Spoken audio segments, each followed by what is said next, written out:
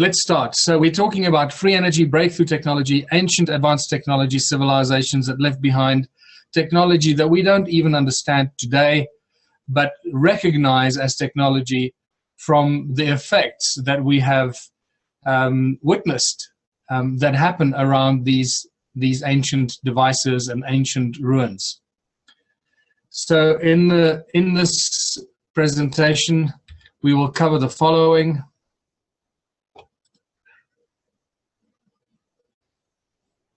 Okay, now my computer is hanging. There we go. So these are the topics we're going to follow. What do we really know? We're going to talk about some holy cows. We're going to cover sound and energy, ancient knowledge, technology, energy, magneticism, and electricity, how that all works together with sound. We're going to touch upon the subject of free electricity and how this is somehow eluding us all the time while it is right in front of our eyes. We're going to talk about our reality, our perceived reality, and the nature of reality that we find ourselves in.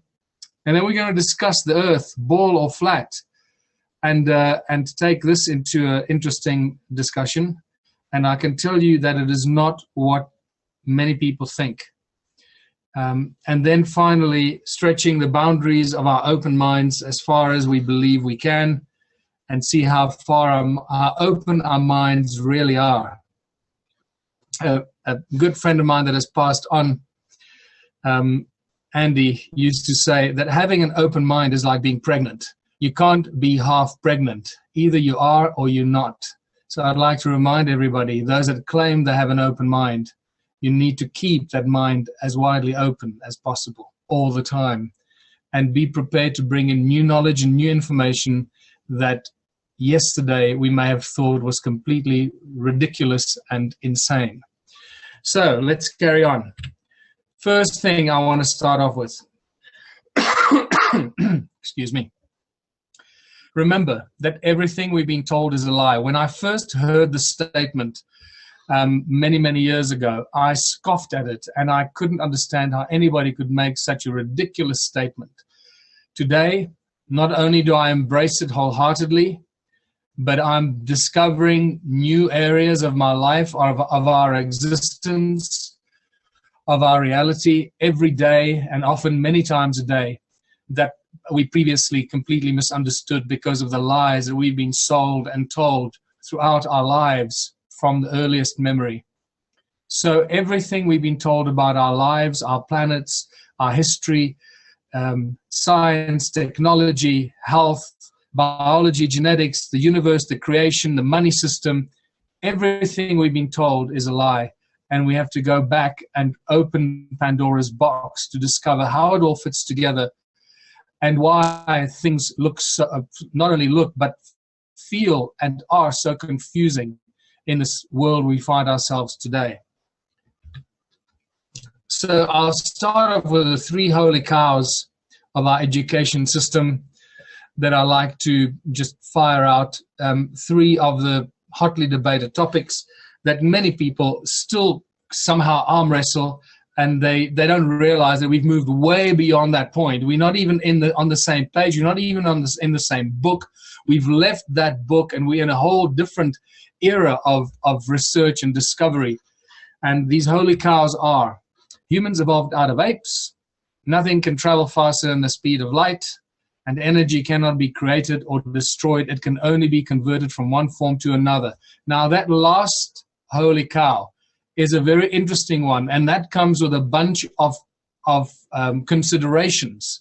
So don't jump to conclusions when you read that. Don't go back into the box and say, yes, well, that's exactly what it is, because there's a lot more to that tale of energy, where it comes from, how it materializes into this reality, the energy that seems to bring forth everything in this existence, in this reality of ours, where that comes from and how that's manipulated. So let's go back over these first three.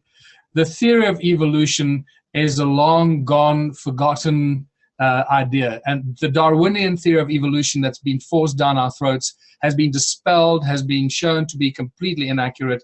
And Darwin himself had an absolute zero understanding of genetics and how complicated life and matter and cells really are. His understanding of what a cell is was absolutely non-existent. So any kind of conclusions that Darwin may have reached in his ignorant observation of the world around him is far removed from how things really work at the microscopic and the atomic level. And the whole idea of natural selection has been blown out of the water by learned people and researchers many, many times and over again. However, it remains to be shoved down our throats as the model, because it is part of the agenda of the disinformation and the pulling the blinkers over our eyes. So the theory of evolution, remember, it remains a theory of evolution. It has never been actually proven to be the fact. And I'm talking about human evolution here specifically, human beings that apparently evolved out of apes or gorillas or whatever they're trying to tell us. So, very sensitive subject with many people. However, go and do your own research and you realize how childish this theory is to hold on to. There is a wonderful documentary that I would like to recommend to every one of you. If you have not seen this yet, I really do recommend. It is one of the best documentaries on the education system I've seen in many years. It is called Expelled, No Intelligence Wanted, or No Intelligence Required. And it's hosted by Ben Stein in the USA. And it is a mind-opening documentary that shows you how anybody who even refers to the word creationism or creation concept is immediately expelled from their senior academic positions, and most of these people can never find a job in academia ever again. Watch it. It's a thrilling documentary. The second holy cow statement that nothing can travel faster than the speed of light was completely dismissed and dispelled, proven wrong in 2005 in the Middle Tennessee State University, when a bunch of undergraduates and some high school students propelled sound beyond the speed of light. And this was published in the American Institute of Physics in 2007 with all the documents, and very quickly hidden from the scientific world, because this is not what they want people and our students and our children to know, that you can propel sound beyond the speed of light. So there are some other very important considerations when we talk about sound. And when I talk about sound, I mean resonance, sound, and frequency, those that go together. And how that is affected by density and the density of matter, and how in the infinite density of what some researchers or scientists like Nassim Haramein refer to as the vacuum, in the infinite density of vacuum, sound travels and resonance travels infinitely fast. There's another clue as to how information in the morphogenetic field or the quantum field, from which matter seems to materialize, why information travels instantly into all corners of existence and creation. And then finally, the last one, which can be argued from some very interesting perspectives, is that we cannot create or destroy energy. It can only be turned from one to another. And then they try and sell us the whole Big Bang theory, that everything in existence came out of this one moment, this one infinitely tiny, minuscule point called the singularity, out of which everything suddenly exploded and created this magnificent universe that we find ourselves in, with countless unimaginable galaxies and cluster galaxies and matter and stars and planets and stuff that we can't even imagine, and giant nebulae that constantly create millions and billions of new stars every second. And all of this came out of one tiny little singular moment of creation called the singularity. And then when you confront these scientists and these people that promote this theory about this, well, where did that energy come from? to create all this, they say, well, that energy already existed. It was all just compressed into a tiny, tiny little space. So that energy already existed, but was always there. So that's a very interesting debate to have about the origins of the energy that's behind the creation of the universe. And we'll find as we go through this presentation today how our perception of this changes and how we start to see different possibilities of how these things come into existence and materializing into physical, visible, and mostly invisible and untouchable and indetectable energetic forms and fields and shapes. So this brings us back to the great human puzzle and why we are so confused and why we remain a species with amnesia, because we don't know who we are, where we come from, and why we are here. And we continue questioning our existence. And these three simple questions that all of us, probably most of us, have asked ourselves throughout our lives. And this remains, or this is the main reason why we remain a species of amnesia, a species with amnesia, and this is by design, people. Understand this, that this is not by accident. This lack of knowledge and information is not because we're just stupid and dumb and we don't know. Clearly, when we look at the ancient civilizations, their knowledge, their incredible advanced knowledge of pretty much everything around us in existence is infinitely more superior to the knowledge we're taught at school and in our educational institutions today. And we keep reducing this ancient knowledge to some mumblings of idiots and stupid people from the past who didn't really know what they were talking about. Well, they knew a lot more than we know today, because we don't understand how they did what they did in the past with our most advanced technology and the education that we impose on our children and ourselves. So we have to realize that this amnesia is by design. This amnesia is growing deeper by the day because of the continuing brainwashing and disinformation that most of humanity is subjected to, and actually subjects themselves to through the mainstream media, and specifically the television, with the frequencies that they broadcast at us and that they project. And so let's go back to this realization about our place in the universe, our place in this reality. And we realize when we look at ancient civilizations that history is much older, much stranger, much more exciting, much weirder, much everything, much more everything than most of us can imagine. It really is. And all we have to do is open our eyes. I've presented this many times in my presentations.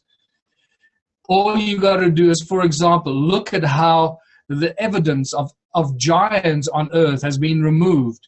And if you want to watch a brilliant presentation on this, please watch Hugh Newman's presentation.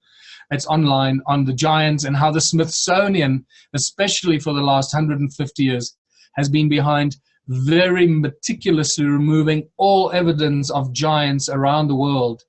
And this is just a subject that will not be discussed, because you're discovering skeletal evidence of giants all over the world is a clear indication how little we know about our human history, and how much more accurate the scriptures are that we read, ancient scriptures. And through this presentation, you'll find that suddenly, with the rise of knowledge and consciousness and the expanding of our knowledge and opening our minds, suddenly the information that we read between the lines and the scriptures of all ancient cultures, and even the Bible, and the more popular ancient scriptures and religious material, we suddenly realize how much critical information we find in those scriptures. And we'll get back to that. Here in South Africa, many of you will be familiar with this spectacular giant footprint, once again, showing us physical evidence. And remember, let me go back to this slide here. Each one of these giants were actually found and discovered. This is not somebody's imagination. These are real discoveries and real ancient giants that were discovered. And here's a physical evidence of this hidden history that is completely ignored and swept under the carpet by mainstream academia. If you could hear what the mainstream academia have to say about these giant footprints, it's laughable. It's like children arguing about something that they don't really understand, purely because they have very little knowledge of geology and how geology is actually formed, how the rocks and the matter on this planet are actually formed. Everything that the geologists are taught at university, not everything, but most of it is completely incorrect information. The other thing that gives us a clue, that gives us information how, or an indication how old these ancient sites are just by looking and studying the rocks and the erosion on the rocks in the ancient sites. I show this one, as I've shown before many times. Stonehenge, one of the most popular and famous ancient sites, is much, much older than most of us can imagine. If you look right in the middle at that stone that is lying flat, you'll see a break on that stone. And that break has erosion of about 2 feet on it. And this is just absolutely incredible. They tell us that that stone, which is sarsen stone, a very, very hard stone, eroded 2 feet from the break in just a few thousand years. Now, it doesn't take a rocket scientist to figure out that that is absolutely impossible. So what the geology tells us is that Stonehenge is either a lot older than we've been told, or than we think, or they've placed those stones there and they're not actually from there, and they're actually lying to us and deceiving us. At this stage, I'll believe anything, because the lies and the deceptions that you discover as you peel away the veils of deceptions and lies are so spectacular, and they get bigger and bigger as you go down the rabbit hole. And we're going to talk about that. So, throughout all this discovery, throughout all this realization and contemplation of the past, contemplating our place in the universe and everything about it, creation, there's one thing, through all these lies and deceptions, there is one common denominator that remains the source of all things, and that is sound and resonance. No matter where you look, what ancient civilization you go to, what stories of creation you read and study, sooner or later you will hear those words or read those words that suggest that sound or resonance gave forth to everything in creation, to our planet, to everything around us. And so these remain the common links of all ancient cultures, all religious movements. Sooner or later, it is the sound of the Creator that brings everything into creation. And this is very, very important, because this is like discovering the Holy Grail of everything we've tried to understand. And the more we embrace sound and resonance, the easier it is to explain pretty much everything in our reality, and whether it's visible, physical, or invisible, or untouchable, everything can be explained and understood through our understanding of sound, resonance, and frequency. In Christianity, we have the word. In Hinduism, we have the Om. Egyptians sang the world, the universe into creation. The original people of Australia believe that the world was created with 3 sacred songs, and so it goes, and so it goes. So it is clear that sound remains the source of all creation. And remember, what this also then indirectly points to is that because we as human beings of high consciousness, of flesh and blood and infinite soul, beings that contemplate our own reality, that contemplate thoughts and can verbalize our thoughts in our dreams, can manifest our thoughts into physical form. What you're thinking, you can manifest into sound, means that we can create our own reality. As we've been told more than 100 years ago in quantum physics, that we are the makers and the creators of our own reality. Excuse me. So, if you can think and imagine something, and then remember those thoughts are frequencies and vibrations and resonance that happens in your brain, in your thoughts that you get from somewhere, that you bring through your brain and you verbalize it and you bring it into life, you create it. This tells us that sound is a source of creation, and we are co-creators of our own reality because we can verbalize our thoughts and our dreams. And for those that have got that can go online, go and look at the Cymoscope experiments, Eric Larson's Cymoscope, and look at the incredible infinite number of shapes and patterns and forms that are created by our voice. It is truly magnificent. It is an infinite number of creations that we are capable of creating through speech alone. So this brings us to the fact that we realize that sound is the breath of the Creator. It is the prime resonance frequency that brings everything into creation. And through this, I often teach that our body is a fantastic example how only out of unity can you attain infinite diversity. Only out of the unified source, prime resonance frequency, prime source of this creative source of frequency, God or the Creator, call it whatever you want. How out of this we can create infinite diversity, but it has to remain coherent harmonic resonance, because the moment it goes into dissonance and it starts to clash with the other resonant harmonics, it goes into dis-ease, and that's where you start getting sick and diseased. Think about our body. Our bodies consist of trillions of cells that all come from the first primordial cell out of which we are born. The first egg that starts to divide and creates multiples of cells that grow and grow, and eventually those cells start to form different kinds of cells and become specialized cells like the liver cell or the skin cell or the heart cells, and create clusters of cells that are different, and yet they work together in perfect harmony for the greatest benefit of the whole community of cells in your body. This is a perfect example how only out of unity can you get infinite diversity and create infinite infinite creation out of this primordial source. And this prime resonance frequency is really important because we keep coming back to this.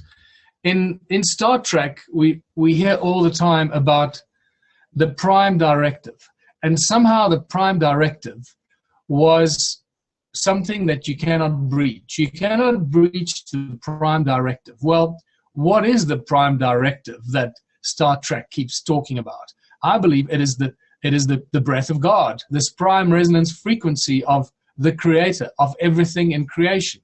Because the moment you go against that, the moment you create dissonance, the moment you start to go against that primary source of creation, you're in dis-ease, you're in dissonance with the creation.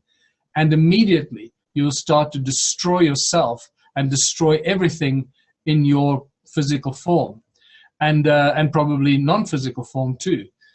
So I believe that the Star Trek message is don't go against the laws of nature. Don't go against the creative force. You cannot breach the prime directive.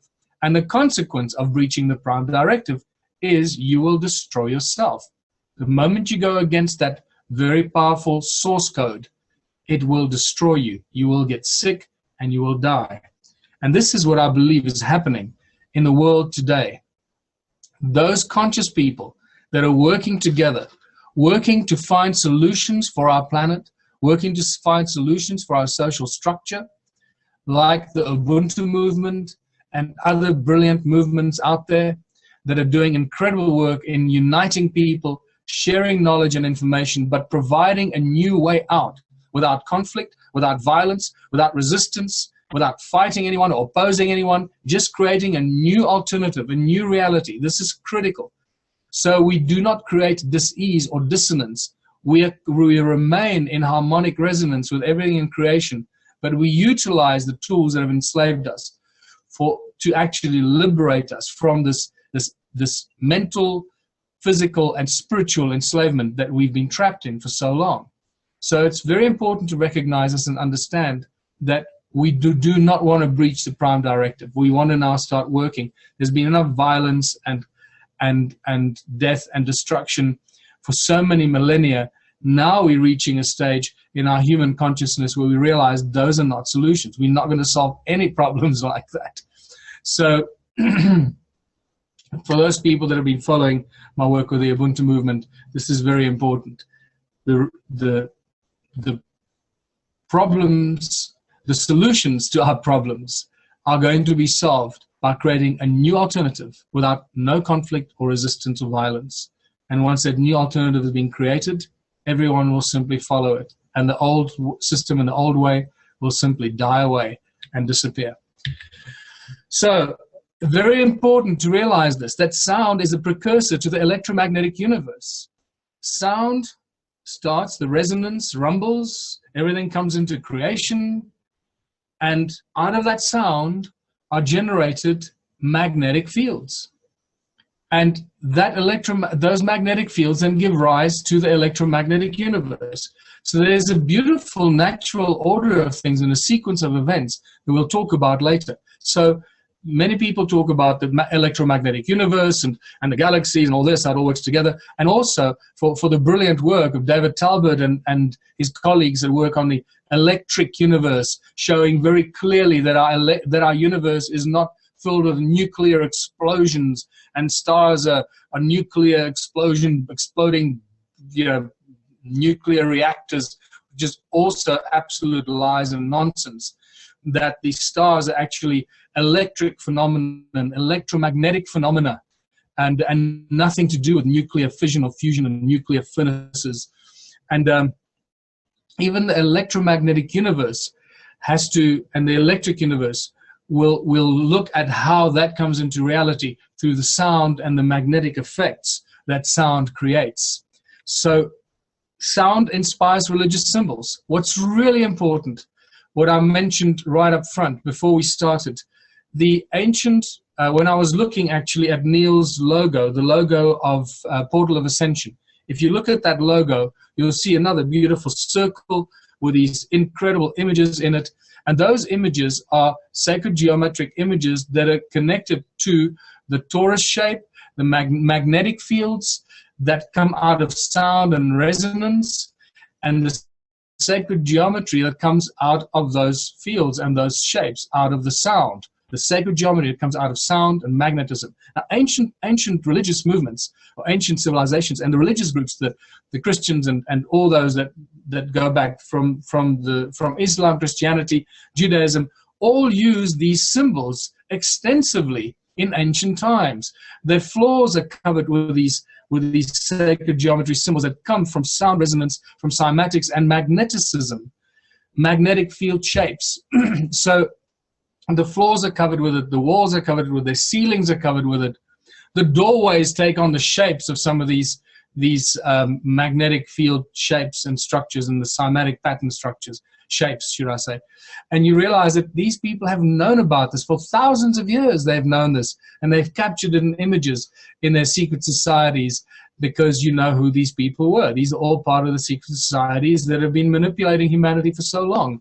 So they've known all about this. They hide it in plain sight, in their murals, in the walls, the same in their artwork, the same way that modern Hollywood hides this knowledge and information in plain sight in the movies they make and they shove down our throats. That they choose the blockbusters, busting the block of our unconsciousness. They choose those blockbuster movies. They fill them with encoded subliminal messages and information, and they present it to the world, to the people who ignorantly absorb this, digest it, and they don't realize that they've been given knowledge and information about the enslavement and the state of our reality here. What is really going on? What is this planet of ours? What is this earth? Where does it come from? Where do we come from on this earth? How does it all work together?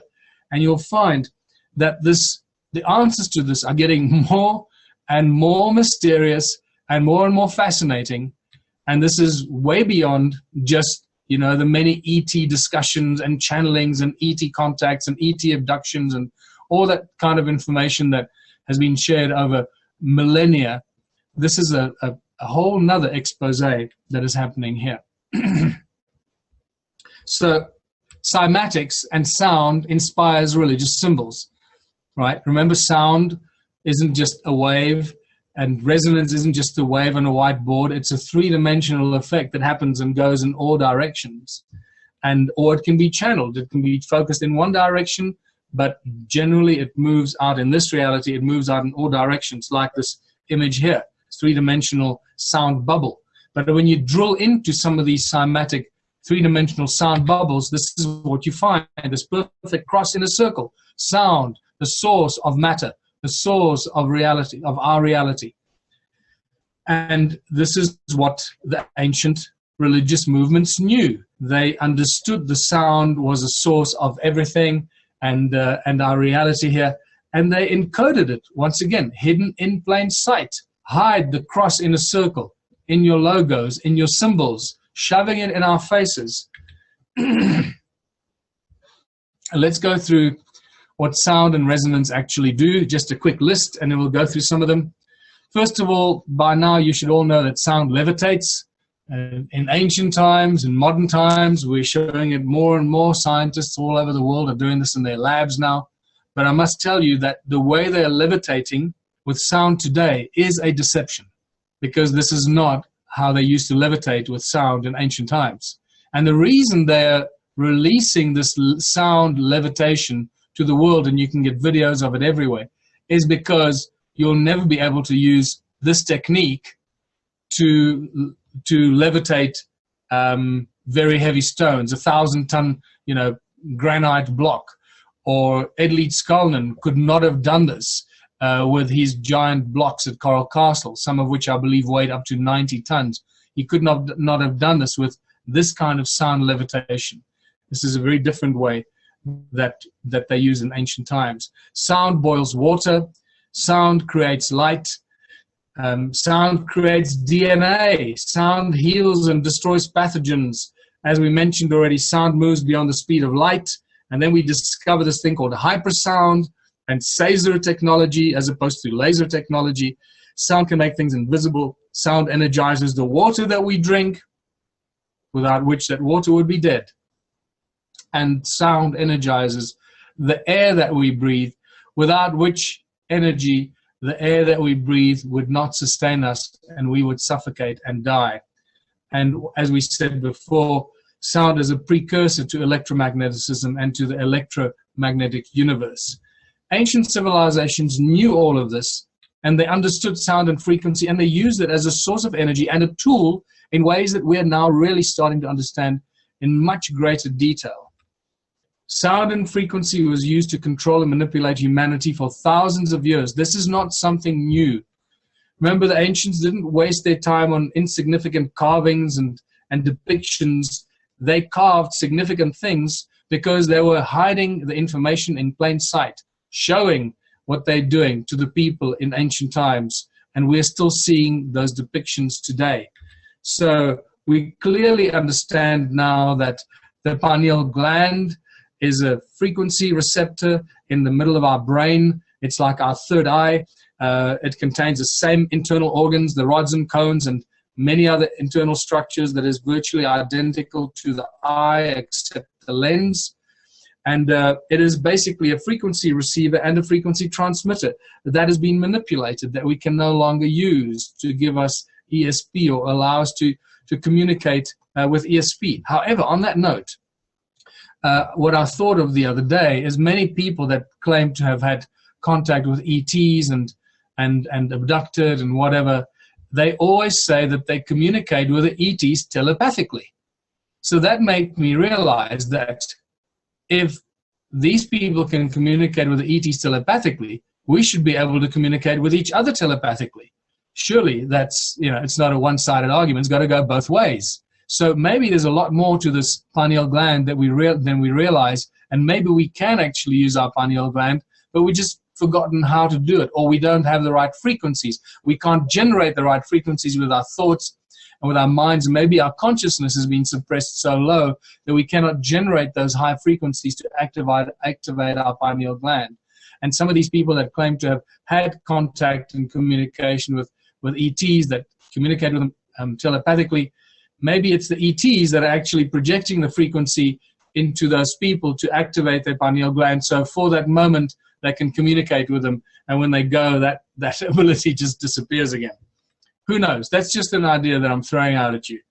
But it's obvious that the ancient, these beings, these winged beings and bird-headed winged beings clearly were doing things to humanity, and they used cone-shaped tools. Very obviously, the cone-shaped tools, that they did something to people, manipulating us and controlling our pineal gland, I believe, and also our DNA, or the tree of life, with sound and with frequency.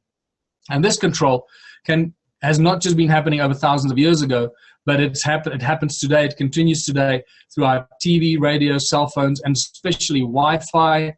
And it's, I'm talking to you on Wi-Fi, and I don't know what's going on, what the Wi-Fi is doing to my brain and how it's frying my brain, but we guess that it is doing some serious damage to us, and yet we continue using it because that's what we've been given to use.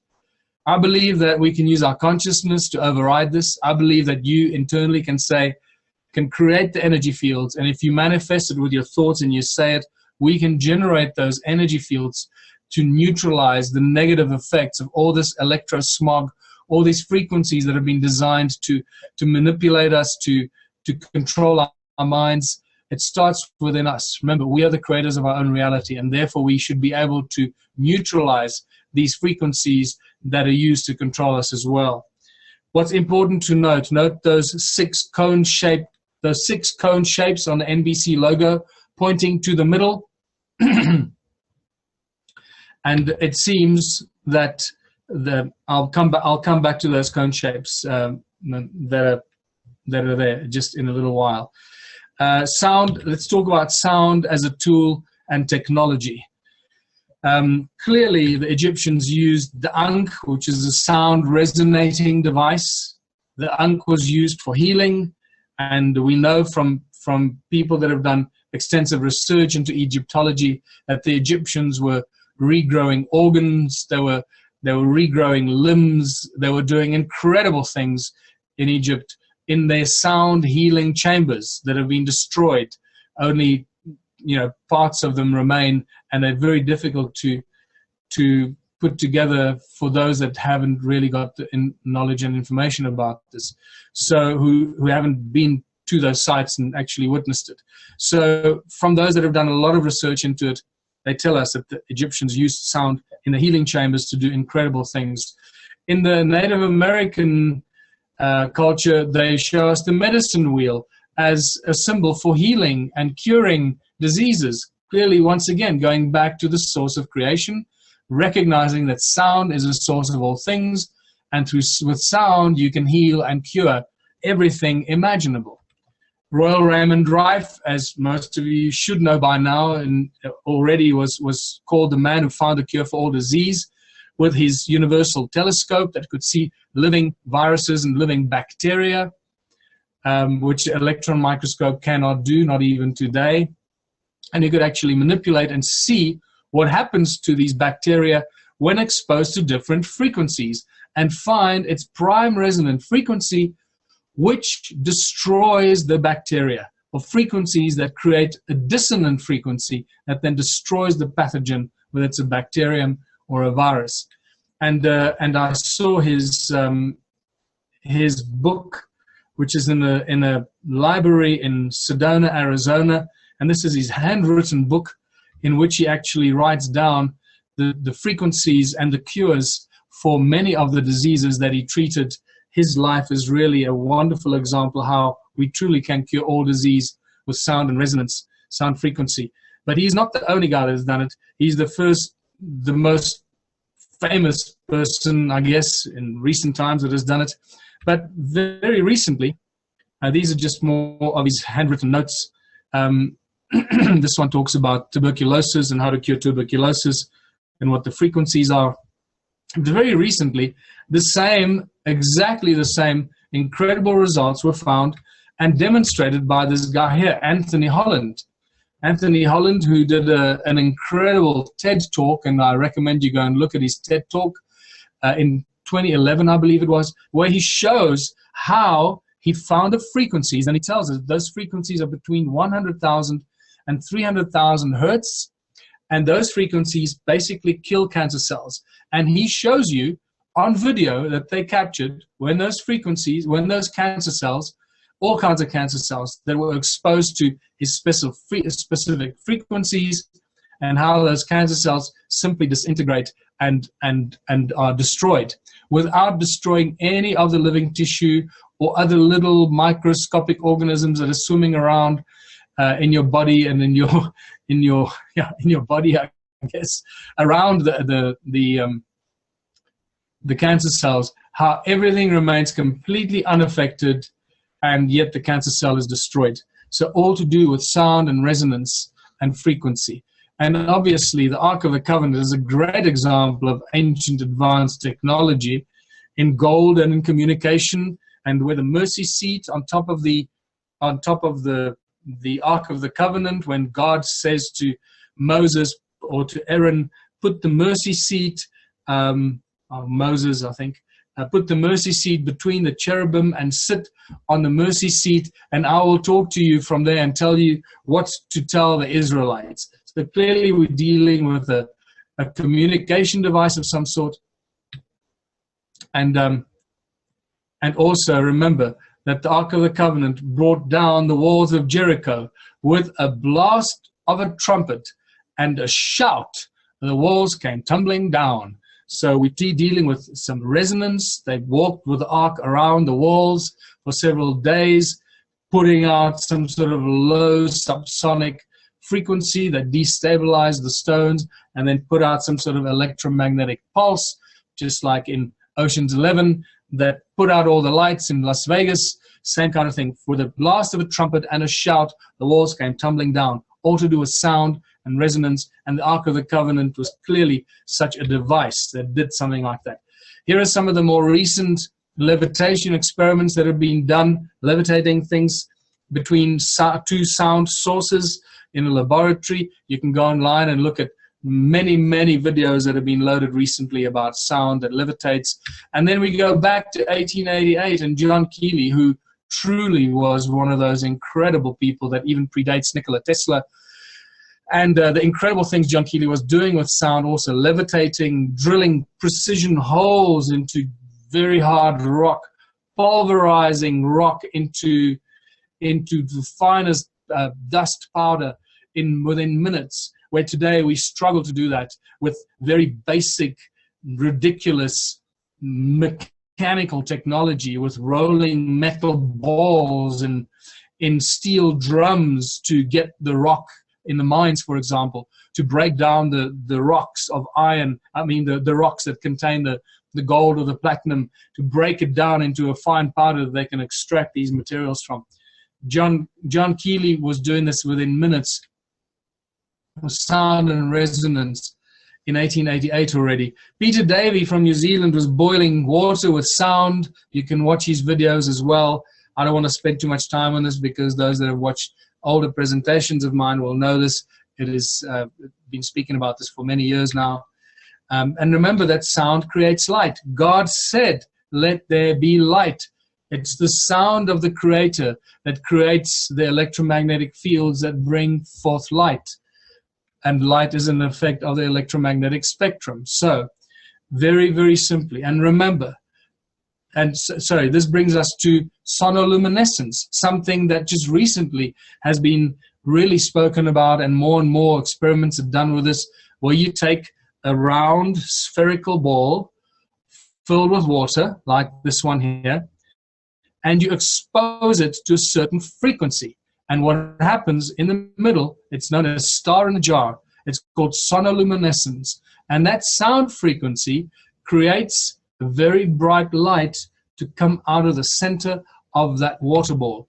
And there is a close picture of that, and it's called a star in a jar.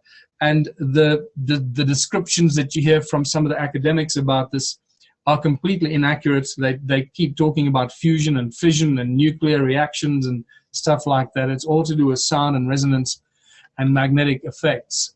And here's a great example. This is a photo photograph of an electron with a light beam going through an electron, that line going from left to right, that dark horizontal line through the middle.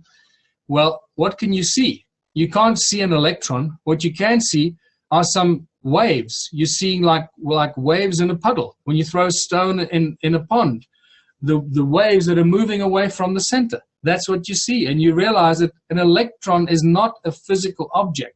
It is just a manifestation of coherent resonance that keeps moving around. And this is why they can't pin the electrons down, and they find it so difficult to actually prove the existence of these elusive things like electrons and all these other subatomic particles.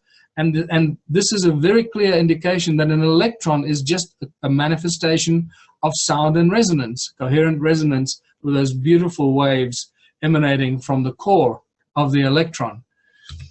Magnetrons use sound and resonance to create incredibly powerful energy that is used and channeled into laser beams, used in microwaves, in laser technology, and magnetrons are used to create laser beams that can cut metal in a split second. So through a tiny little magnetron that is probably this size, you can create enough energy in a laser beam that can cut through metal in a split second, just to show you how powerfully sound and resonance can be channeled if it's focused. This is very important. And remember that that is turned into light. So light, this is a laser beam, and the same can be done with sound, as propelling sound into a cohesive, coherent beam, and that's where Saser technology comes in, as opposed to laser technology, to project a sound beam rather than a light beam. And in August 2014, we were told how sound acts as a cloak of invisibility. Once again, sound can do everything. And plastic pyramid that, when exposed to certain sound frequencies, makes things invisible when you put it underneath the pyramid. And this made me realize that this is possibly why some of the architecture in ancient cultures was built in this kind of structure. Because what do monks do when they're inside a monastery? They chant, they make specific sounds, and is it possible that they can actually make that entire monastery just like that, or that building, just like this pyramid, making things invisible? If they can make themselves and everything inside invisible, or even the whole monastery goes invisible, who knows? But clearly, these people and these architects didn't build this because they were bored, and they were just, this is form over function. This is very much function before form. That the form follows the function, like in all designs, right? And then very importantly, some of the most breakthrough research that I've done is the fact that sound is actually the cause, or the thing that energizes the air that we breathe. And the fact that the air that you breathe through your trachea, through the bronchus, the bronchus, the bronchi, then the alveoli, the bronchioli, the alveoli. When the sound goes into your bronchus, when you breathe it in, the sound starts, when the air goes in, it makes a very distinct sound. If you put your hand to your ear like this and you just breathe, you can hear how loud your breathing is. But we just don't hear it because our ears are built not to pick up our breathing too loudly, otherwise we'd go crazy.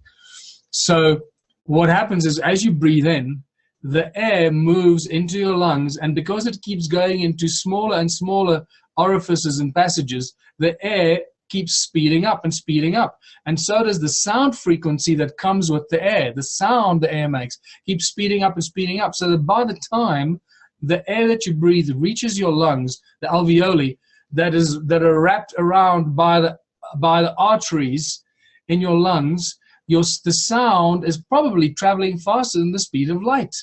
It's moving at hypersound speeds and generating energy that's generated by sound in a hypersound state. And hypersound generates insane amounts of energy. This is something that we can discuss in other lectures at another time, where I'll bring some of these experts in hypersound, and they're really two experts in the world that I've become friendly with both in Europe. One is in Croatia and one is in Germany. And these guys will tell us an incredible amount about what hypersound actually is and what it does and how it functions in our reality. A subject that is not known about by, or is only known about by a few researchers in the world. So by the time the sound reaches and the air reaches our alveoli, it is energizing the air that we breathe. The oxygen in the air is energized by the sound that the air makes. And it is that energized oxygen that is then extracted from the lungs and goes into the blood. And it's the energy attached to that oxygen that is then used in our blood. And when that energy has been, the oxygen has been stripped of its energy, the oxygen gets expelled in the form of carbon dioxide or carbon monoxide. All depends how toxic you are. And that's it. And then you start the process again. That's why we breathe. And that's what I believe, incidentally, how the Samos Managij's Bosnian pyramid functions and what is actually the driving force that gives the pyramid the energy. And if you don't know this yet, Samos Managij has measured very, very powerful energy beam that emanates from the top of the Bosnian pyramid that shoots up out of the pyramid. Very strong electromagnetic field and sound frequencies that they've detected there. And then when I was in the underground tunnels with Sam, I realized that these tunnels that they've been excavating, and they've excavated, I think, close to 2 kilometers of these underground tunnels that seem to have been filled by something or someone with this loose material, sand and pebbles, like river sand and pebbles that have filled these tunnels. When you remove this loose fill from the Bosnian pyramid, you suddenly realize that these tunnels are like these waving and moving arteries of the alveoli, the bronchi of our lungs that lead up to the pyramid, Bosnian pyramid. And there's always airflow moving through these underground tunnels. There's the cleanest and freshest air imaginable. In fact, they've actually scientifically recorded, that the air that flows through those underground tunnels has a very distinct healing property on the people that work there. Many of the volunteers that have come to work with Samos Managij in the Bosnian pyramid have described how sometimes they've had back problems for many years, and suddenly their back problem has been solved or healed, or knee problems, and suddenly they can push wheelbarrows and work in these tunnels without experiencing pain in the knee, and those kind of problems that they've had. So this is a very interesting discovery, the fact that we can connect the movement of the air through our lungs that energizes the oxygen that keeps us alive, to the movement of the air passages, the tunnel passages in the Bosnian pyramid, under the Bosnian pyramid, that lead up to the pyramid, that seem to resonate. The resonance of the sound, the air, and the sound of the air moving through those thousands of underground tunnels, because they just uncovered a fraction of it. Thousands of those underground tunnels that lead up to the pyramid, that is probably the source of energy for that Bosnian pyramid. There's a lot more about that. And then obviously one of the most important discoveries in recent times was Dr. Luc Montagnier in 2011 that spontaneously generated DNA in a laboratory in a test tube. And that is just unimaginable, because when you can generate a DNA from exposing another DNA molecule here, and you're passing sound through it, that then reaches this empty test tube, and DNA manifests in this test tube out of nothing. Clearly, this gives us a very clear indication that the sound frequencies that carry the information from this DNA deposited in this test tube here, and means we can manifest anything we can imagine. If we can manifest DNA and create DNA with sound, keep in mind what DNA is, how much knowledge and information is encoded in that DNA strand. So not only are you picking up the shape of the DNA, but all the trillions and trillions of bits of information, the sub-frequencies and the subharmonics and the sub-subharmonics of this DNA molecule that is encoded in it. This is what you transfer with the sound frequencies to manifest DNA out of nothing. This is quite spectacular. Just let your mind expand a bit and imagine what we have just created by generating DNA out of nothing with sound. So obviously this makes us realize that if we're looking for a source of free energy, sound is the primordial source of all energy. Everything in existence comes out of sound, and therefore everything in existence is driven by the source code, the prime resonance frequency, and in there lie the answers of free energy, and that's where we should be looking. If we're going to find free energy to give us, to take us into the new era, to take us into a new social structure, it is sound that we need to look at. It is the absolute source of free energy. And remember, Nikola Tesla told us this. He told us that the earth rings like a bell. And it is this ringing like a bell that never stops, that gives us this form and source of unlimited energy. And utilized it and did some very interesting things with it. And because of his claim that the earth rings like a bell, it never stops ringing. And from there we can get our uninterrupted, eternal source of energy. All we need to know is how to convert the sound energy into the form of energy that we use today, and that is electrical energy.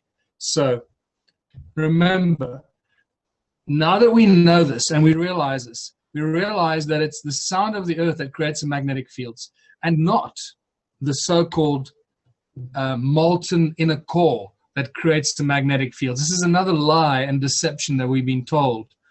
And so it's the sound of Mother Earth that creates the magnetic fields around the earth. And these are very important, remember, because when we get to the last part and we start to contemplate the shape of the earth, all of this plays an important role in some of the things that have been hidden from us and suddenly become very obvious. So there is, there's not even any evidence that there's a molten core of iron in the middle of our planet. It's another theory that has just been sold as a fact. So, and very important to remember that molten metal and molten iron cannot have a magnetic field, cannot be magnetic. Only solid metals can be magnetic. So it is the sound of the earth that keeps ringing like a bell that creates the magnetic fields. And remember, the magnetic field of the earth, it comes out of the southern pole, it curves around and goes in at the North Pole, right? More important considerations to keep in mind for later. So this is not true. And then this takes us to the whole torus shape. It's unquestionable that our reality around us is made up of these infinite number of tiny toruses. Torus-shaped energy fields that seem to be responsible for everything in our reality, from the subatomic to the largest. And it's, I believe, this torus shape that is used as part of the deception, because the torus shape is often used as the shape around our world, but that's not necessarily the case, because there are other things at play here that can be argued for a different shape of the planet. So the torus shape is important, and especially the double torus shape, the double toroid effect, because one torus, a single torus like this, like the torus around the earth, for example, the shape of the earth, the energy goes into the top and comes out of the bottom, comes out of the south and goes around and goes into the top. It is this double toroid shape that seems to create the energies that go both in from the top and the south goes inwards. And then where the two toruses meet at the equatorial plane, that's where we see an expulsion at the equatorial plane, an expulsion of energy and matter, just like we see at the photographs of our solar system and the images of our solar system and the images of the galaxy. the Milky Way, and other galaxies that we have photographed through the Hubble telescope. All that remains a huge question now, however, how accurate and true all that stuff is. However, the toruses and the shape of the toruses is clearly a magnetic effect. Here is the torus electron model showing you how the electron actually manifests the energy from the center core there, where the energy goes into the center, and this is how we get manifestation. This is scalar, how we've actually trapped scalar waves from our torus-shaped stone, which I'll talk about later, exactly in this fashion. So what this actually shows us is that the equator, if you look between those two toruses, that's where the matter gets expelled at the equator, the energy, that then the sound and the energy that then materializes into matter. That torus emits energy in a disk. And that's really important. Just look at that and remember this for later. That disk in the middle of the torus shape, which creates a plane of matter, energy and matter in a disk form. So recap, sound and resonance are the source of everything. Sound and resonance manifest matter, and everything in creation, seen or unseen around us, everything in creation has its own prime resonance frequency at which it exists. And this is how we can manipulate matter through prime resonance frequency. And this prime resonance frequency, the sound, generates a magnetic field or magnetic fields. And then these moving magnetic fields create electricity. So it's a very simple chain reaction that happens here, from sound to magnetics to electricity. And suddenly we have a very simple grasp of everything in creation, our entire universe that we've seen before. Now we understand a lot. It's a lot easier to explain pretty much anything or any problem that we are faced with in the physical science world. And magnetic fields, strangely enough, also create torus shapes. It's the magnetic fields and the sound that generate the magnetic fields that create torus shapes. It's impossible for it not to do. It's spectacular to see these beautiful examples. These are iron filings around magnets, very clearly creating torus shapes. And here, if you look very carefully, if you look at this, and you see the filings further away from the poles, the magnetic poles, they almost create a 3D effect in the magnetic filings around these magnetic poles. It's spectacular. And then I made a very interesting discovery. Not only do we have sound that creates torus shapes that manifests matter, and magnets that create torus shapes that gives us a clear understanding between the connection between sound and magnetism, but under those special filters that show us the magnetic field, when you take specific ring magnets and circular magnets, guess what shape those magnetic fields take on? Very distinct cone-shaped magnetic fields, cone shapes.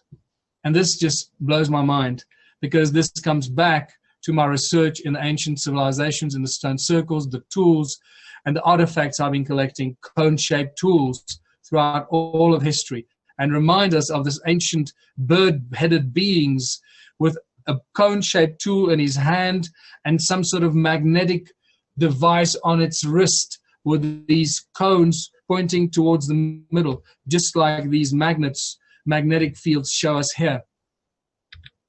And we're starting to get a much clearer indication of what kind of tools and technology these ancient civilizations and these ancient beings used. Cone-shaped tools and magnetism played a very important role. Sound, magnetism. Remember that magnets create sound. You can go onto YouTube and check this out for yourself. When you take a magnet and you bring a special recording device to it, you hear the sound of the magnet.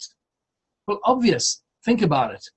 All of us use magnets to create sound all the time in speakers, right? It's very obvious, but we forget about it. We don't think about it. magnets give off sound, and magnets are used to convert the impulses, the sound frequencies that are picked up, converted into an electronic signal, come down a wire, created back into a sound, into a resonant frequency that goes to the magnet and gives us this sound that is created on the one side and comes out on the other side. And all this with magnets. So sound and magnetism cannot be separated. It is impossible. And then those two, remember, give rise to electricity. And that's the form of energy that has been chosen for us to use. We did not choose electricity. It was chosen for us by the elite in the late 1800s, when they started experimenting with direct current and alternating current electric forms, because they could use that and put it into a grid system so they could control the supply of this electricity. It is one form of energy. There are many forms of energy. Electricity is just one form of energy, which can be controlled, manipulated, and most importantly, metered, so they can put us in an energy grid and control humanity. So let's look at the ancient tools and artifacts and see how this all connects to what we've gone through here. And I've already mentioned the cone-shaped tools. Those of you that have been following my research here in South Africa and around the world, you find cone-shaped tools all over the world. You cannot escape it. And I'm not going to bore you with it. From Egypt to England to Turkey to Australia. This is from Australia to the Sumerian cone-shaped tools, to the Native American cone-shaped tools, to the Mayas, the Incas. Everywhere you go, you find cone-shaped tools in ancient civilizations. Edlitz Kalnin was reportedly using cone-shaped tools to levitate these giant coral blocks, some of which weigh up to 90 tons, apparently. I have not confirmed that, but this is what I've been told. So I do need to confirm that. If anybody confirms it, drop me a line, because I probably don't have time to go and confirm it. I'll forget about it after this presentation. So Edlitz Kalnin's Coral Castle is a marvel of brilliance, is example of brilliance in modern times. It's impossible to do something like this single-handedly, to cut these blocks, to put them into place. You don't do this single-handedly. You really need some seriously advanced tools to be able to do this. And that brings us to the sacred Taurus stones. Thousands and thousands of these Taurus stones lie scattered throughout Southern Africa. I've just gone hunting for some more Taurus stones for my museum. And incidentally, I'll be putting out a communication and sharing the exciting information for those that follow my work in ancient civilizations and the research in that area, and not just in the Ubuntu movement. I'm building a new stone circle museum. Yesterday, or the day before rather, we finished throwing the foundations and the slab for the floor, and it's a beautiful stone circle museum that will become a world-class museum. So I'm building that so that we can put all these amazing artifacts and tools into a museum and a building that really deserves to hold and display this kind of ancient knowledge and priceless artifacts. So I'll be sharing more about that very soon in the weeks to come. So these Taurus stones, thousands of those, and I've just started hunting for some more, and I think I've managed to get about 4 or 5 more of these stones that will be going into the museum, and also for some research purposes, incidentally. And I'll talk to you more about what we discovered with these stones. Very early, we discovered that these stones had very, very strong energetic properties. With dowsing, anyone that does dowsing and understands how powerful a simple tool like dowsing can be, you will not believe the energy that comes out of these stones. Dowsers actually go crazy when they measure the energy that comes out of these stones. It is unimaginable. And this is what we started finding with simple techniques like that, realizing how much energy these stones emit. And I realized very quickly that these stones, after putting 2 and 2 together, that these stones are really toroid vortex field generators, energy generators. Don't let the vortex confuse you. But they're really toroid energy generators. And they emit incredible amounts of energy. We have measured A German scientist measured the energy coming out of these Taurus stones by simply, they absorb, they suck in the energy, the ambient sound, they suck in the sound. This is all sound frequencies. Remember, these stones emit sound energy, sound and resonance frequencies. Not only frequencies in the radio wave, but also sound frequencies in the gigahertz, and up to 3,400 decibels of sound that this little stone emits in my museum as it sits there. It is spectacular.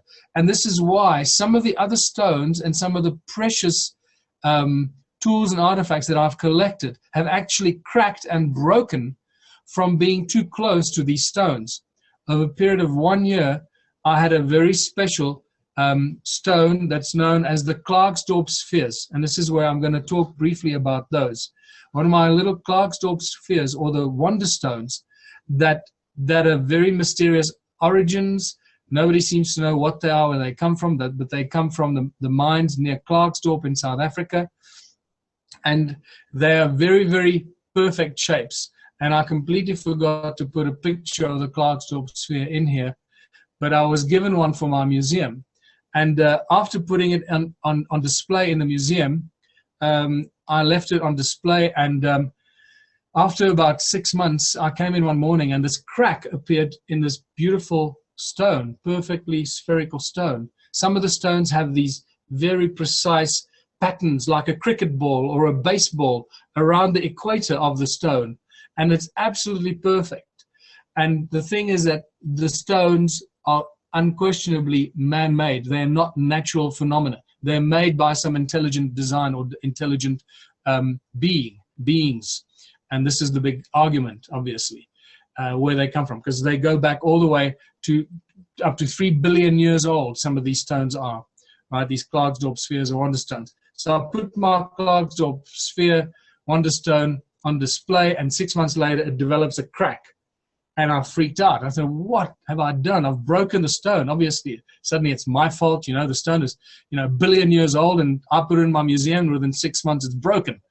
It's an African problem. We just keep breaking things here. And I started to freak out. So I didn't know what to do. So I just left it. A few days later, the whole stone broke in half, completely split in two, and lay like this. And then slowly but surely over the next few weeks, it kept breaking into smaller and smaller pieces. And at this stage, it is still lying on display in about 10 different pieces, 10 small pieces.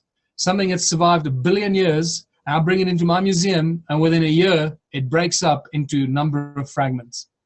Only after that, I realized that I put that wonder stone about 2 meters or 6 feet away from one of these Taurus stones. Now, when I asked Credo Mutwa many years ago what these wonder stones were for, he told me that they were ancient sources of light. When he first told me this, I sort of, scoffed at this and thought the old man was losing his mind. And he said very distinctly that these were ancient sources of light, and they were exposed to certain frequencies, and suddenly they emit very bright light. And I just sort of, took it into file 13, didn't think of much of it.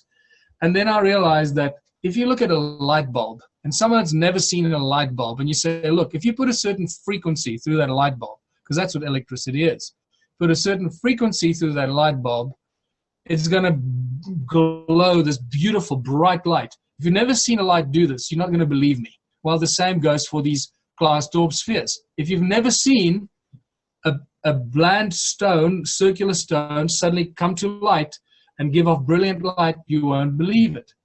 Just like you won't believe me if you've never heard of sonoluminescence, the star in a jar, that is sound frequency put through a spherical ball of water will create a very bright bubble of light in the center of that sphere of water. If you've never seen that, you will never believe it. That sound can do that. So suddenly I realized that it was probably the Taurus stone 2 meters away from my Klarksdorp sphere that broke that very delicate stone, which is obviously sensitive to frequencies so that it gives off light at certain frequencies. So this is just a spectacular scenario, and I would like to repeat this experiment, which will be spectacular, with another Clarksdorp sphere. So for that, I need to go and beg for a Clarksdorp sphere from my friend Professor John Hund at Pretoria University, who's got a large collection of these spheres, and we will try and replicate this when I get back one of my Taurus stones from the United States. So we've also photographed, as you can see here, spiraling bubbles going into the center of the Taurus stone. So clearly, even sound bubbles, and I haven't really thought about this much, but the sound bubbles were moving around spirals and going into the center of the stone. We've only managed to do this once, but once is enough to know that it's possible. So we need to try and recreate this again. But remember, all of this costs time, money, equipment, of which we have very, very little right now. So many of these experiments actually happen by accident.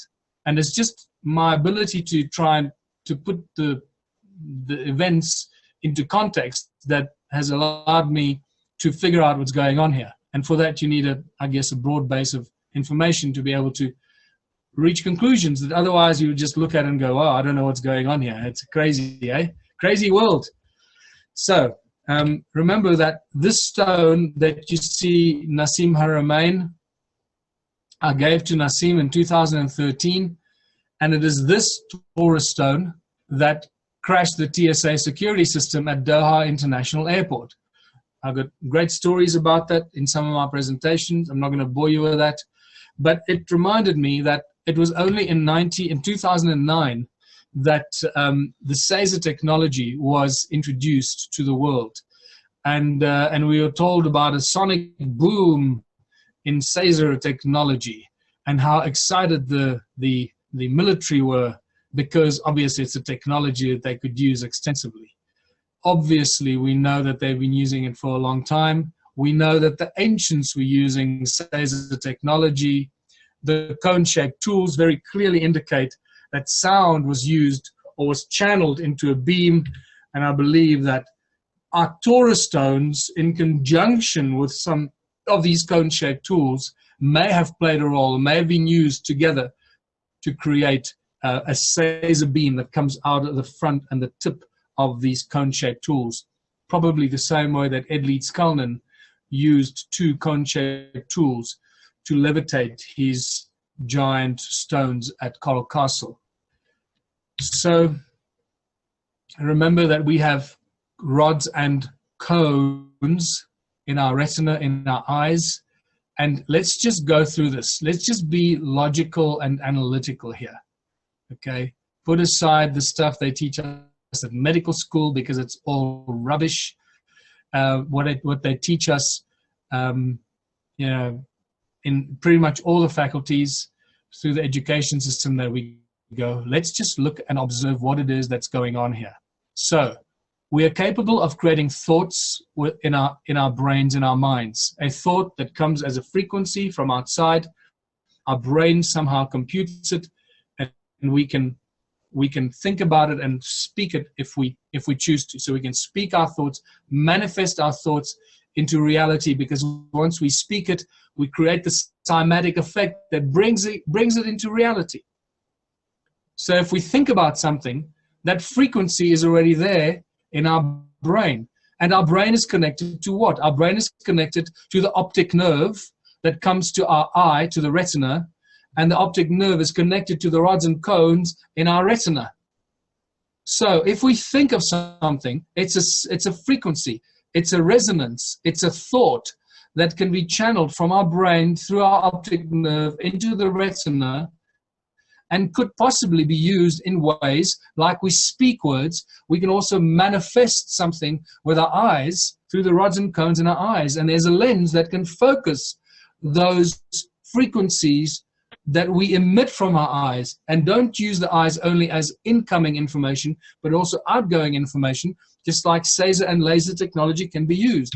So I believe that we should be able to do what Superman does, as crazy as it may sound to some people, because it's all to do with sound, resonance, and the focusing and projecting the sound through cone-shaped tools, that the sound then creates magnetic fields and distorts the gravity fields. But we'll talk about gravity because that's another deception that we've been sold. And the magnetic fields that are created around the sound beam. And this is how I believe that this technology was used, through sound and magnetism, that allows you to levitate very, very large objects, no matter how large they are. Doesn't matter. You could move planets if you wanted to. So ultimately, this brings us to free energy. And once again, sound is at the center of this free energy. In South Africa, we have millions and millions of stone ruins. And this is one of my big discoveries, as you know, not discovering the stone ruins, but discovering the significance of the stone ruins. Stone ruins have been known about for more than 500 years, since the late 1400s, when the Portuguese first came around the Cape of Good Hope on the way to India, and they started discovering these ancient stone ruins. And then over 500 years, they've become more studied and more famous. Great Zimbabwe is one of the most important ones in Zimbabwe.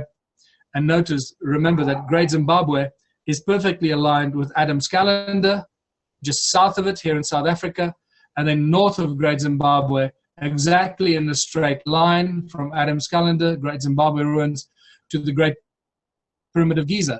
So there's a very important alignment there that not many people are aware of. But these millions of stone circles in South Africa that were completely misunderstood are simply cymatic patterns.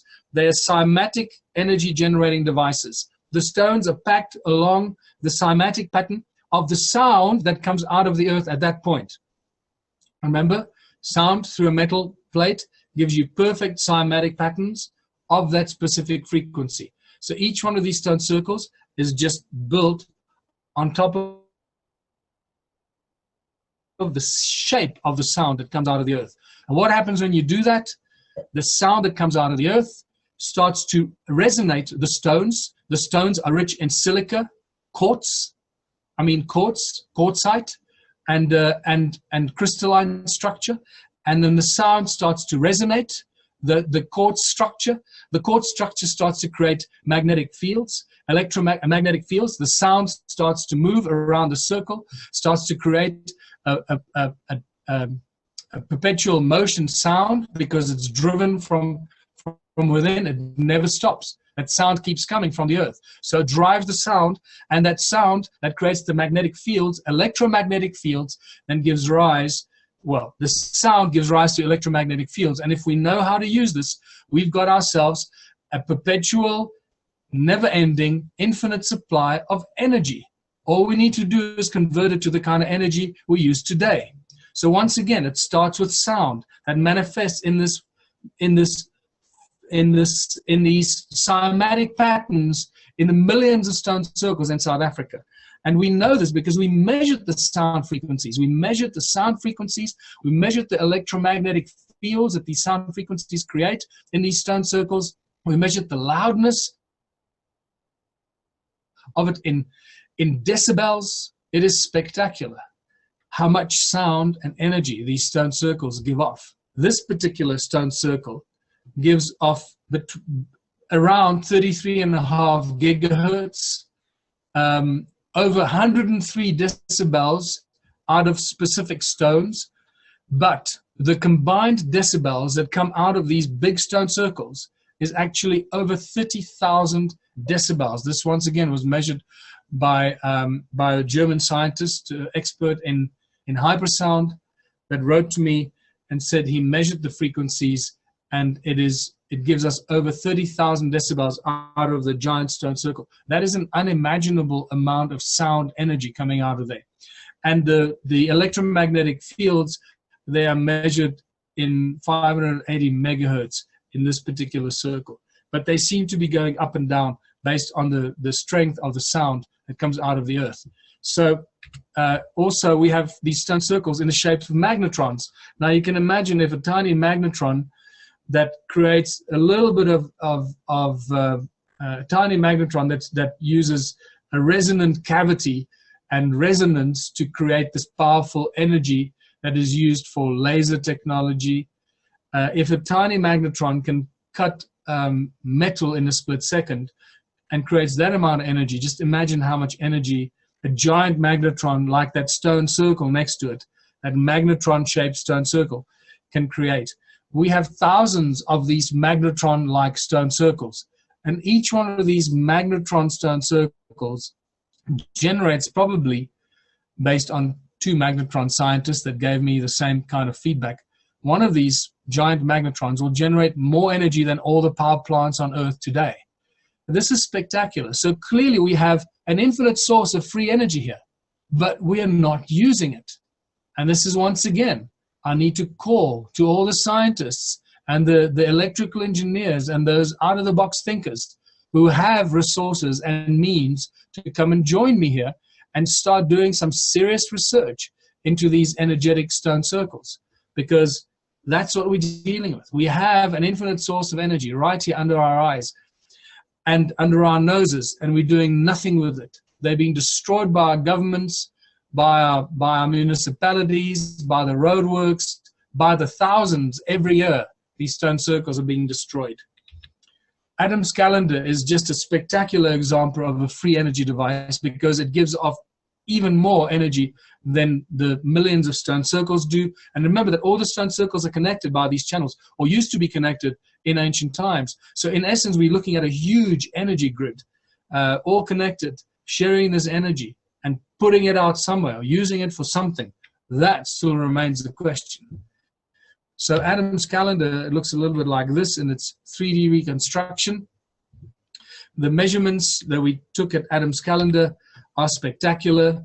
Inside the imaginary circle, the moment you walk in there, we pick up over 375 gigahertz of sound frequency. It is unimaginable. That is just insane amount of energy. That is high technology that very few tech companies use today.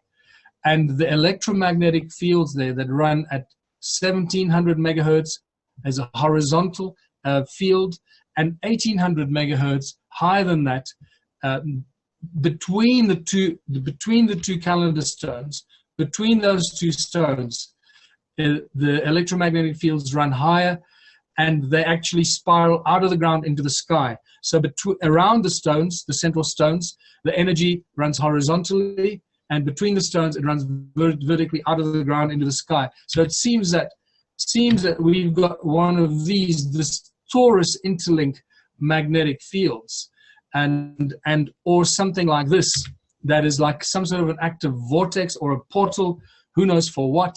But what we do know is that the ancient stone structures are all made out of stones, and these stones resonate, they ring like bells, they have high crystal content.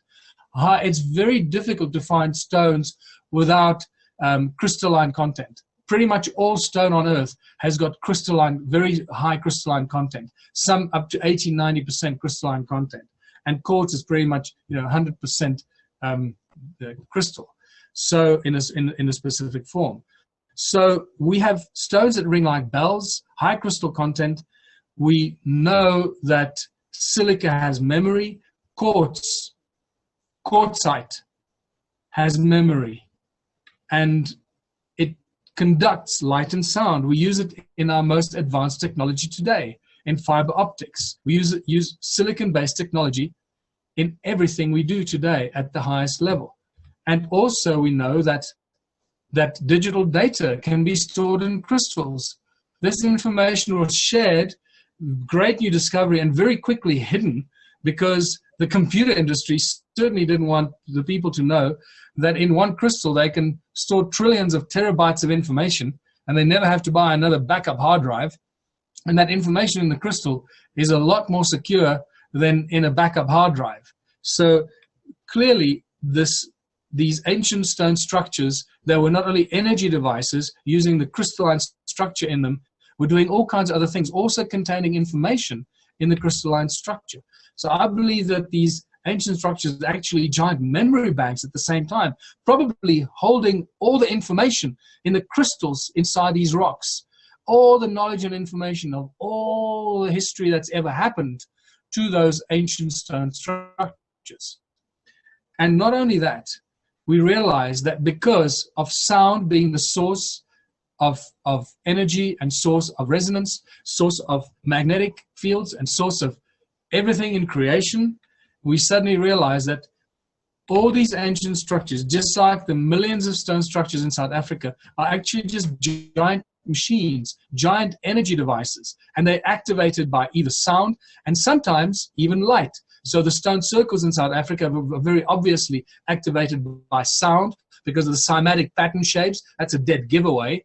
I bet it took 500 years for someone like me to come around and figure it out. Isn't it amazing? 500 years of observing these stone circles and constantly saying, are they just dwellings for people or migrating tribes, or dwellings or enclosures for cows? That's what it's been for 500 years. And suddenly our reality has been completely changed. And that brings with it the understanding of all the other ancient structures, because we realize that they're also giant resonators using not only sound, but sometimes even light. And the Great Pyramid is a great example of how those shafts in the Great Pyramid actually use light from the stars to activate that machine to do something. Because that's what these actually are. They're giant machines. And remember, the pyramids are still alive, just like the stone circles are still alive. And we're measuring incredible energy coming out of the stone circles. Energies have been measured coming out of the pyramids that are mind-blowing, not only with instruments, but with photographs showing us that they give off very specific energetic fields. The very symmetrical interference patterns that we find from measuring sound experiments in Stonehenge clearly show us that Stonehenge is not an accident, that was built for very specific reasons, and that it's an acoustic device using sound as its core principle to generate energy. And therefore, it is another energy device, Stonehenge.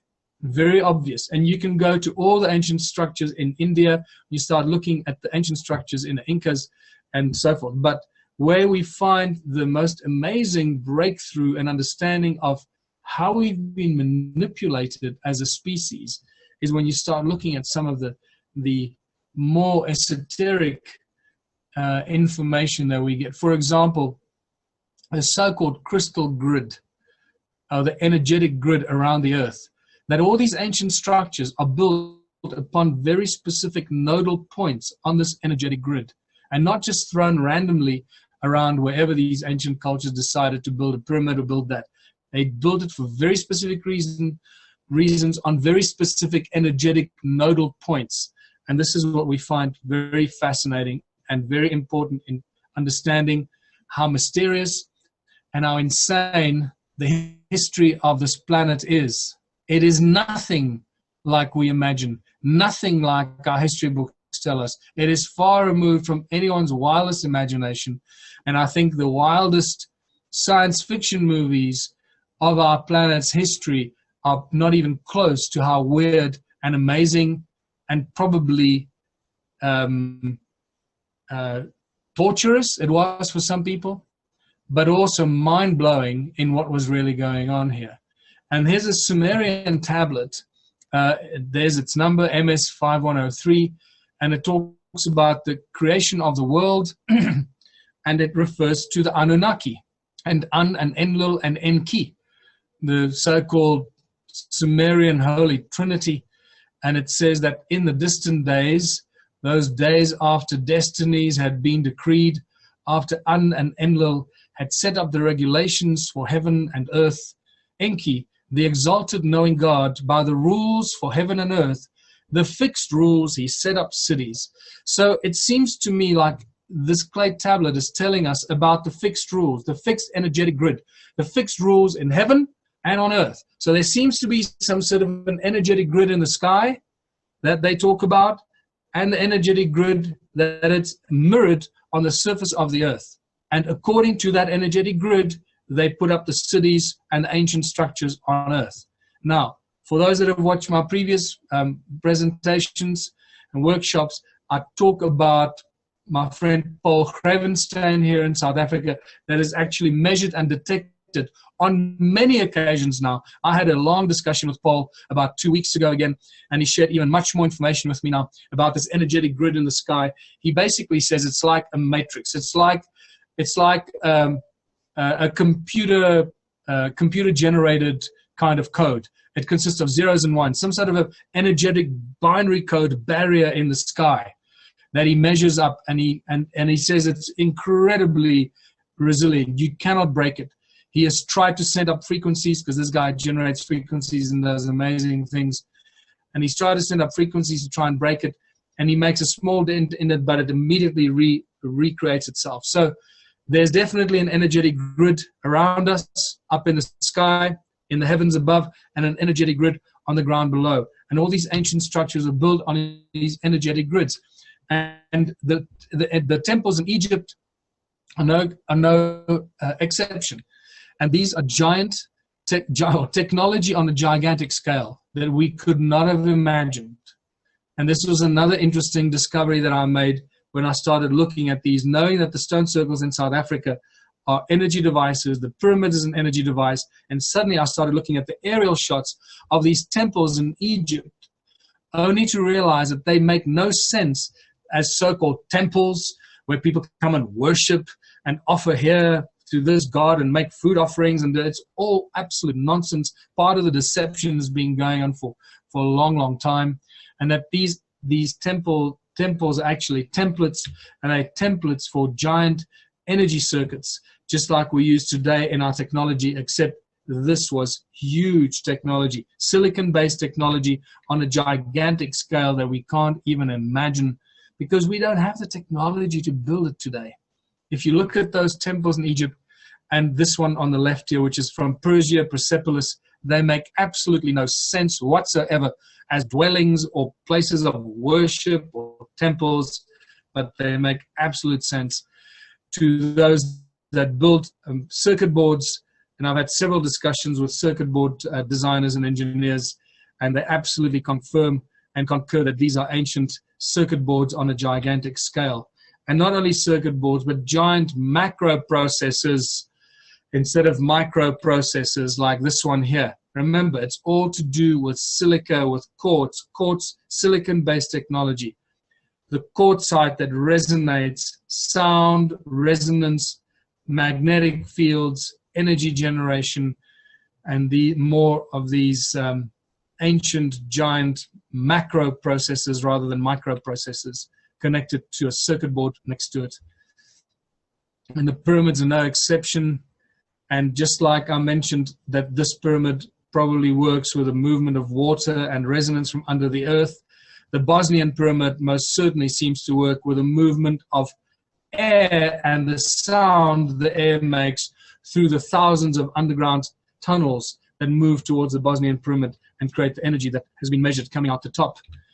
And then it seems that it was human noise or sound of people that holds up this energy grid around the earth, because in many examples of these ancient giant circuit boards, and the Parthenon in Greece is just another ancient circuit board that has just been broken down. So remember, when you look at the Parthenon, don't think of ancient Greek. The Greeks inherited it. It was long before the Greeks moved in there. The Greeks just inherited it, and it was ruined, and they didn't know what its original structure was for. And right next to it, you see those beautiful, perfectly semicircular, semi and a half circle, half sphere, half circle, perfect acoustic structure. When you put somebody on stage, you can hear the people whisper. You can hear that person even when they whisper, anywhere in that auditorium. And these are how these ancient auditoriums were built. Absolute perfect acoustics, all to do with sound. And it seems like when you fill that auditorium with people, and you either fill them with fear, or you excite them, or you have some lions eating some Christians, or whatever the hell they were doing there, that sound energy of those people gets transmitted through these standing vibrating pillars that carry that sound, and it plugs into the circuit board on top of the mountain. And it seems that it's the sound of human beings and people that actually activated these ancient circuit boards, and somehow possibly to hold up this energetic matrix up in the sky. Who knows what it was for, but it certainly is not what we think it was. Here's another example of you can see the very badly broken down circuit board. and then the amphitheater right next to it, connected with a lovely long comb of vibrating pillars that carries the energy into the circuit board. And there's another one here. There's the amphitheater on the edge of the mountain, and the very, very badly broken down and eroded circuit board on top of that mountain. And remember, this is what these pillars and the obelisks were for, either to capture the energy from the sky and put it into the circuit board, or activate the circuit board and channel that energy through the obelisks into the sky, just like we do with laser beams today and phaser beams today. So remember, this is all comes back to the fact that free energy has got everything to do with magnetics and sound. That's where we're going to find our source of free energy, not in some weird exotic things and winding things and copper and all that. It is magnetic fields, magnetic energy, and sound energy that we need to be looking at, which means a restructuring of the way that our technology works. Start moving away from electronics and electricity and start moving into magnetics. And that changes pretty much everything in our reality today. What we got to remind ourselves is that everything we've been told is a lie. The same notion with which I started this presentation. And the more we go down this rabbit hole, the more evident it becomes. Everything we've been told about Exodus from Egypt by the Hebrews is a lie. There is no physical evidence of that. That's a huge deception that many people are not even aware of. The Egyptians know nothing about the Exodus from Egypt. And the moon landing is clearly a hoax and a lie. No one walked on the moon that we know of. If you want to watch that, watch the Kubrick Odyssey, watch Jay Widener's Kubrick Odyssey, and that'll very clearly show you that all the so-called moon landing shots have been shot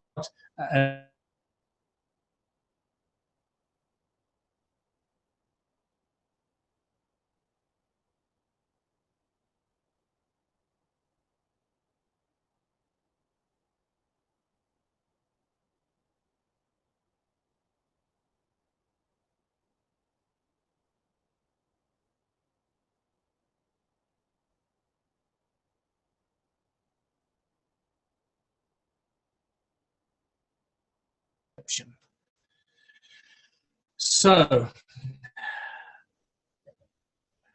where am I? Moon landings, yes. Sorry, I'm seeing flashing things in front of me on my screen. I just got distracted there for a second. Suddenly I saw my face pop up, and I don't know why my face popped up on my screen. It's a horrific sight. So, also, everything we've been told about the Second World War, who are the instigators? Who are the bad guys? Everything we've been told is a lie.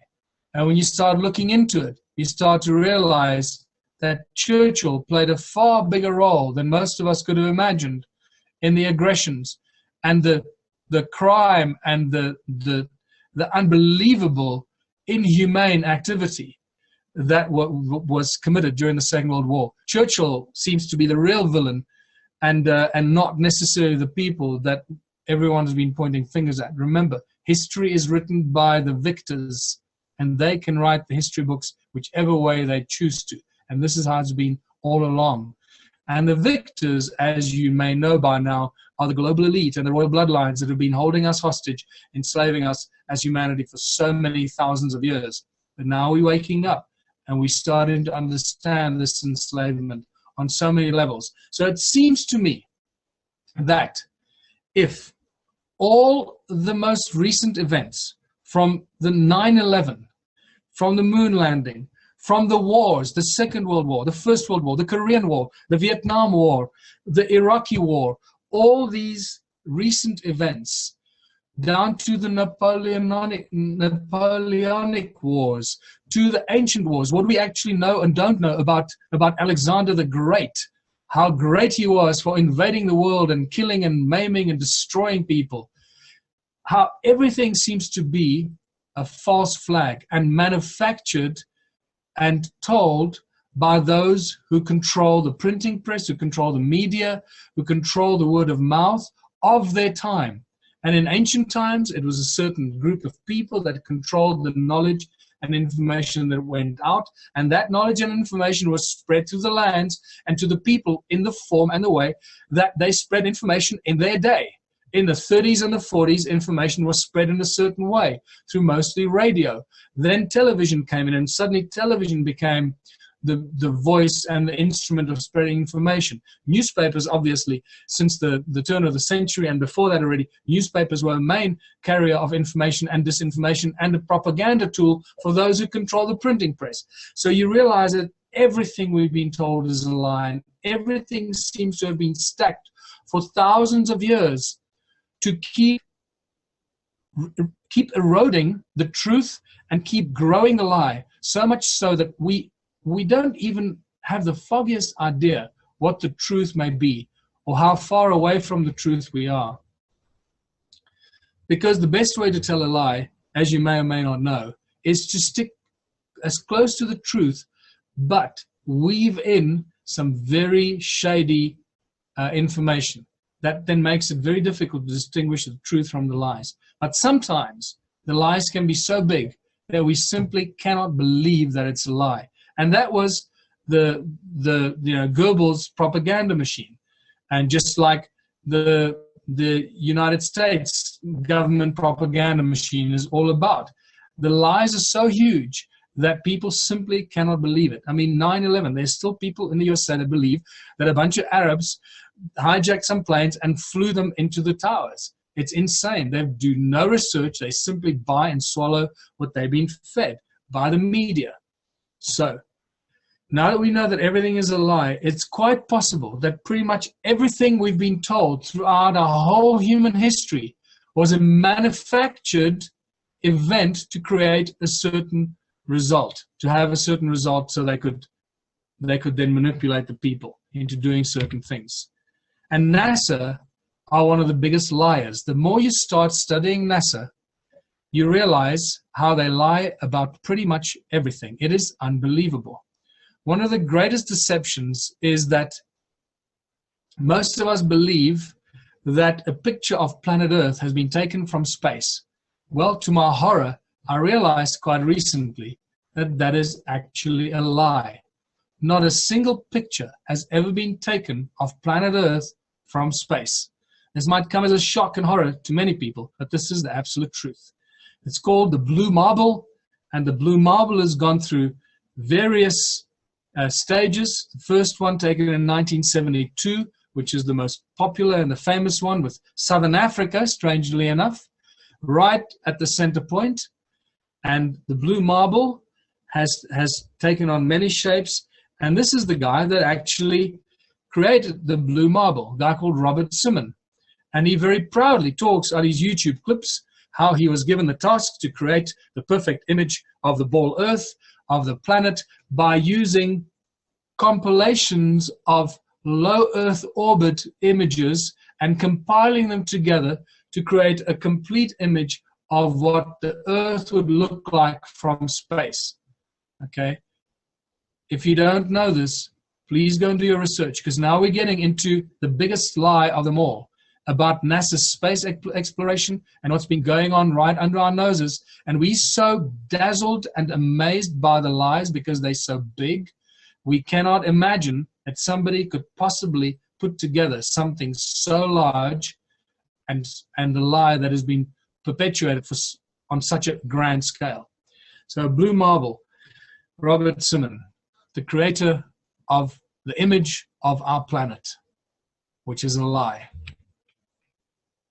This is one of the great examples that are often used, the difference between the blue marble in 2012 and then a year later in 2013, where you can see on the left the shape and size of the United States that takes up pretty much half of the world. And on the right-hand side, a year later, the United States has suddenly shrunk to be about half of the size it was a year before. Same, apparently a picture from space. Right. If you believe that, you'll believe anything. And this is how NASA gets away.